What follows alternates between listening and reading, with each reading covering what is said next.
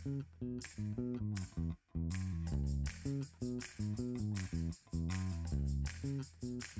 ini kita berada di Sekolah Kebangsaan Kompleks Sultan Abu Bakar, Johor Bahru untuk menjayakan satu lagi aktiviti CSR Learning is Fun yang disertai oleh dua lagi sekolah, iaitu Sekolah Kebangsaan Tanjung Kupang dan juga Sekolah Kebangsaan Murni Pok. Jumlah pelajar yang menyertai program Learning is Fun pada hari ini adalah 100 orang, dan ini saya perhatikan bahawa program ini berjalan dengan baik dan lancar dan mendapat sambutan yang sangat menggalakkan.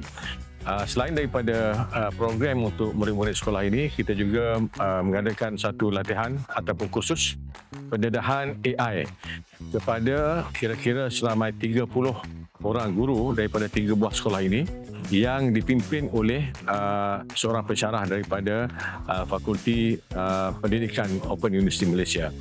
Dan saya kira ini adalah satu kejayaan bagi OUM kerana program CSR ini dapat diteruskan, dan kita harap di masa akan datang akan lebih ramai lagi penyertaan dan juga penglibatan daripada murid-murid sekolah dalam usaha kita untuk bersama masyarakat dan juga memberi kesedaran kepada pelajar bahawa sebenarnya pembelajaran ini adalah sesuatu yang menyeronokkan, dan dengan harapan supaya mereka akan menjadi pelajar-pelajar yang cemerlang di masa akan datang dan menempuh lebih kejayaan.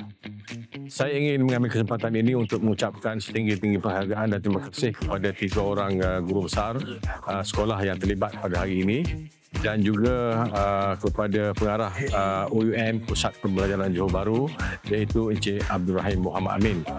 Khusus ucapan penghargaan ini daripada OUM kepada Guru Besar Sekolah Kebangsaan Kompleks Sultan Abu Bakar yang telah menyediakan sekolah ini sebagai lokasi untuk kita adakan program pada kali ini. Saya Azhar bin Ahmad, Guru Besar SK Kompleks Sultan Abu Bakar.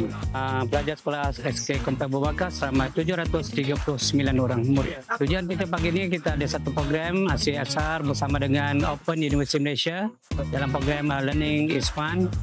Terima kasih kepada Datuk Profesor, Datuk Presiden OUM yang telah memberikan semangat kepada sekolah ini. Saya berharap pada tahun-tahun akan datang program ini dapat diteruskan lagi. Terima kasih lagi sekali kepada pihak OUM dan juga kru yang terlibat. You are the best. 3 sekolah ini dipilih disebabkan kedudukan di luar bandar, dan kita belum pernah lagi buat program di Iskandar Puteri ataupun di Gelang Patah. Dan program pada hari ini berjalan dengan baik, cuaca pun sangat baik untuk kita jalankan program pada hari ini, dan di penghujung program ini kita harap dapat mencapai objektif. Ada juga pada hari ini satu kumpulan guru-guru yang kita adakan satu program AI, dan saya yakin guru-guru ini dapat menggunakan maklumat ini dalam pembelajaran mereka, PNP mereka. Hari sekali saya harap program ini akan dapat diteruskan di masa-masa akan datang dengan sekolah-sekolah lain yang akan dipilih untuk menjayakan program ini. Sekian, terima kasih. Assalamualaikum.